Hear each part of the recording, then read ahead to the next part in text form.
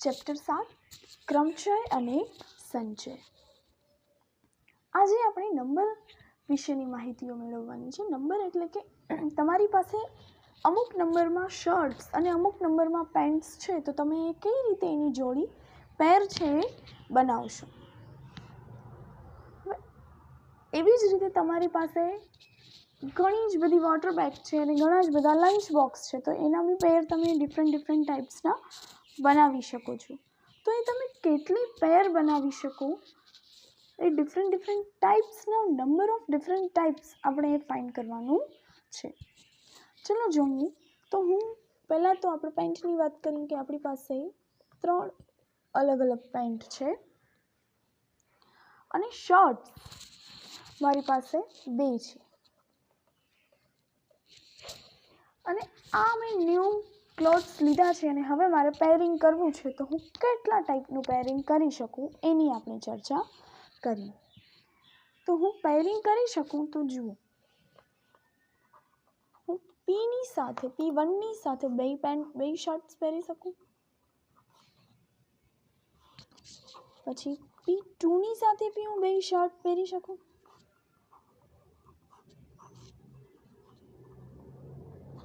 એ અલગ વસ્તુ છે. પછી કયું શૂટ થાય છે અને કયું આપણે ફિક્સ કરીએ છીએ, બટ આ રીતે આપણે પહેરી શકીએ. તો કેટલી પેર થશે? આના ઉપરથી આપણને મળ્યું P1S1, P1S2, P2S1, P2S2, P3S1 અને P3S2. તો ટોટલ આપણને 1 2 3 4 5 and 6. તો આપણી પાસે 3 પેન્ટ હતી અને 2 શર્ટ્સ હતા, એટલે કેટલી પેર મળી? 6 પેર મળી. એ જ રીતે મારી પાસે લંચ બોક્સ છે, પાણીની બોટલ છે અને બેગ છે. બેગ, લંચ બોક્સ અને વોટર બોટલ. તો 2 બેગ છે. ઓકે, એટલે આપણે એને કહીએ B1, B2. લંચ બોક્સ છે મારી પાસે,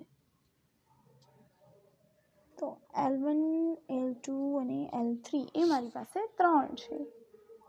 અને વોટર બોટલ એ મારી પાસે 2 છે. હવે આપણે પેર બનાવવી છે, તો કેટલી પેર બની શકે?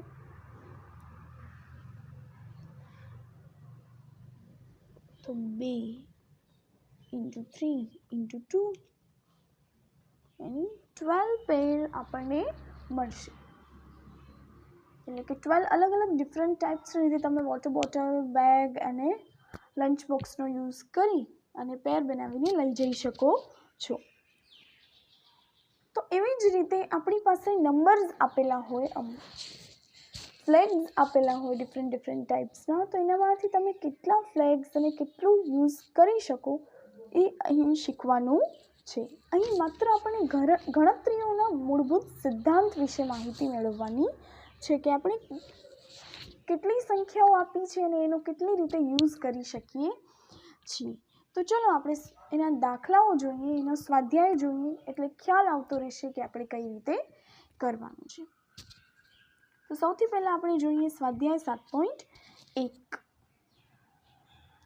અચ્છા, પહેલાં આના ઉપરથી હું તમને જનરલ ફોર્મ્યુલા કહી દઉં કે જો આપણી પાસે કોઈ એક ઘટના M પ્રકારે ઉદ્ભવે છે, કેટલી વખત? M. આપણે આ 2ની વાત કરીએ તો આમાં 3, એ પણ એક પૂર્ણાંક સંખ્યા છે. હા, તો આપણે M પ્રકારે આપણે ઉદ્ભવે છે અને એને આધારે બીજી જે આનુવંશિક ઘટના છે, આનુષંગિક ઘટના બીજી જે છે એ કેટલો ટાઈપ્સ? N ટાઈપ્સ ઉદ્ભવે છે. તો આપણને કેટલા પ્રકારની ઘટનાઓ મળશે? તો એ આપણને મળશે M × N ટાઈપની ઘટનાઓ મળશે. એટલે કે કુલ સંખ્યા જે છે પ્રકારોની એ કેટલી થાય? M × N. એવી જ રીતે 3 અલગ અલગ તમારી પાસે ઘટનાઓ હોય, તો એ M × N × P.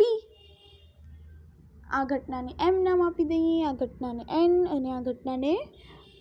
તો M × N × P. In short આપણે એનું મલ્ટીપ્લાય કરવાનું રહેશે.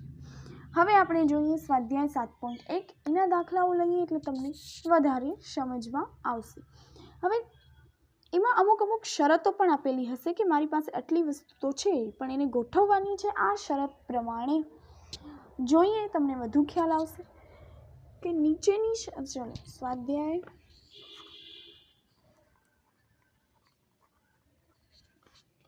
7.1 કે નીચેની શરતો અનુસાર સૌથી પહેલો જે સમ છે કે નીચેની શરતો અનુસાર 1 2 3 4 અને 5 અંકોનો ઉપયોગ કરી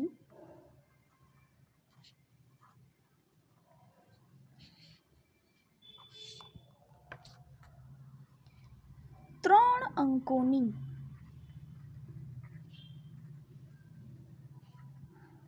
કેટલી સંખ્યા બનાવી શકાય। હવે એમાં શરત આપેલી છે કે અંકોનું પુનરાવર્તન કરવાની અનુમતિ છે અને બીજું કે અંકોની પુનરાવર્તન કરવાની અનુમતિ નથી। હવે આ રીતે આપણે છે જે માગેલું છે શું માગેલું છે તો 3 અંકોની કેટલી સંખ્યા બનાવી શકાય એ શોધવાનું છે। આપણને જોઈએ કેટલું છે માત્ર ને માત્ર 3 અંક એટલે ઘટના કેટલી થશે 3। ચાલો હવે આપણે માત્ર એટલું જ શોધવાનું રહેશે કે પહેલી જે ઘટના જે છે આપણી એ કેટલા પ્રકારે જનરેટ થઈ શકે। ત્યારબાદ એના ઉપરથી બીજી ઘટના છે એ કેટલા પ્રકારે જનરેટ થઈ શકે અને ત્રીજી ઘટના કેટલા પ્રકારે જનરેટ થઈ શકે। પછી તો એ બધી જે ઘટનાઓનો આપણે મલ્ટીપ્લાય કરી દઈએ એટલે કે કુલ સંખ્યા આપણને મળી જશે। તો સૌથી પહેલું આપણે જે આપેલું છે એ શું કહ્યું છે તો અંકોનું પુનરાવર્તન કરવાની અનુમતિ છે એટલે કે તમે એકનો ઉપયોગ એક વખત કરી લીધો છે તો વળી પાછો તમે એ જ અંકનો ઉપયોગ કરી શકો છો। એટલે લાઈક 2 2 4 બેનો જે ઉપયોગ છે કેટલી વાર 2 વખત થયો એટલે કે પુનરાવર્તન શક્ય છે। ચલો હવે આપણે પહેલું જે સ્થાન છે ફર્સ્ટ જનરલી આપણે અંકો માટે એકમ સ્થાન ઉપરથી પસંદગી કરીશું પણ ક્યારે એવું શક્ય બનાવીશું તો જ્યારે આપણને યુગ્મ કે અયુગ્મ સંખ્યાઓ આપેલી હોય યા 5 વડે વિભાજ્ય સંખ્યા એ રીતે આપેલું હોય ત્યારે આપણે એનું એકમ અંકથી સ્ટાર્ટ કરીશું। બાકી જનરલી આપણે આમ ફર્સ્ટ સ્થાનથી સ્ટાર્ટ કરીએ તો બી ચાલશે।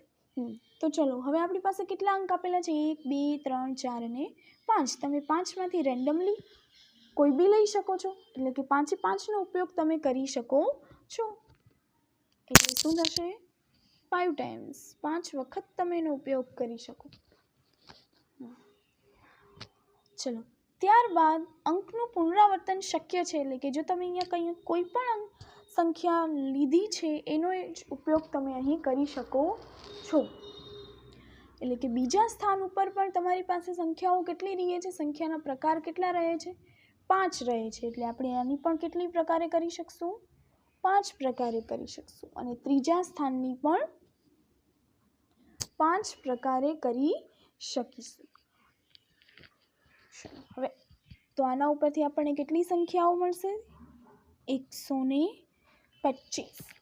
હવે આ તમે જેટલા બી સ્થાનની જે રીતે બી પસંદગી કરેલી છે એ બધું જ તમારે એક્સપ્લેન કરવાનું રહેશે।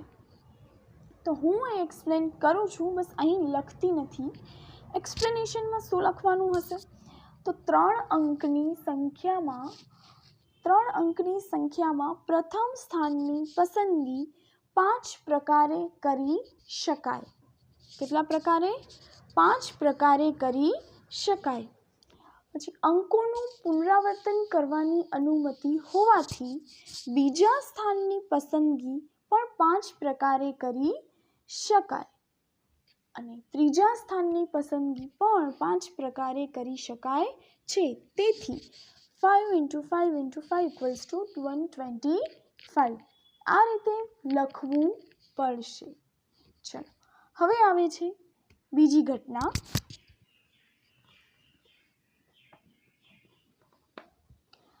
હવે એમાં શું કહ્યું છે કે અંકોનું પુનરાવર્તન કરવાનું નથી.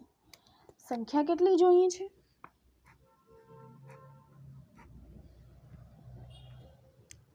અંકોનું પુનરાવર્તન કરવાની મનાઈ છે. તો પહેલા સ્થાન માટે તો આપણને કોઈ અંક આપેલો નથી, કોઈ અંકનો ઉપયોગ કર્યો નથી, એટલે કે પહેલા સ્થાન ઉપર આપણે કેટલા અંકની પસંદગી કરી શકીશું? 5 માંથી આપણે અંકની પસંદગી કરી શકીશું, એટલે આપણે લખીશું 5. હવે અહીં રેન્ડમલી કોઈ એક અંક છે આપણે મૂકેલો હશે, તો હવે બાકીના અંક કયા કયા રહે? મેં સમજી લ્યો કે મેં 2નો ઉપયોગ કરી લીધો છે. તો હવે બચે કયું? 1, 3, 4 અને 5. એટલે કેટલા અંક બચ્યા? 4 અંક બચ્યા. તો હવે આપણે પસંદગી કેટલા અંક પ્રમાણે કરીશું? 4 અંક પરથી કરીશું અને ત્યારબાદ 3 અંક પરથી કરીશું. તો એટલે આપણને કેટલા અંક મળશે? 60. હવે આમાં કઈ રીતે લખવાનું? તો લખવાનું કે પ્રથમ સ્થાનની પસંદગી 5 પ્રકારે થઈ શકે છે. પછી અંકોનું પુનરાવર્તન કરવાની અનુમતિ ન હોવાથી બીજા સ્થાનની પસંદગી 4 પ્રકારે થઈ શકે છે અને ત્રીજા સ્થાનની પસંદગી 3 પ્રકારે થઈ શકે છે. તેથી 5 × 4 × 3 બરાબર 60. 5 × 4 × 3 બરાબર 60. હવે આગળના જે દાખલાઓ છે એ આપણે પછી કરીશું. તમારે ઉદાહરણ 1 થી 4 હોમવર્કમાં કરવાના રહેશે. આ ઉદાહરણ એકદમ ઇઝી છે. મેં જે તમને અહીં દાખલો કરાવ્યો છે પુનરાવર્તન કરીને કે પુનરાવર્તન ન કરીને, એ બંને રીતના અહીં તમને દાખલા છે એ આપેલા છે.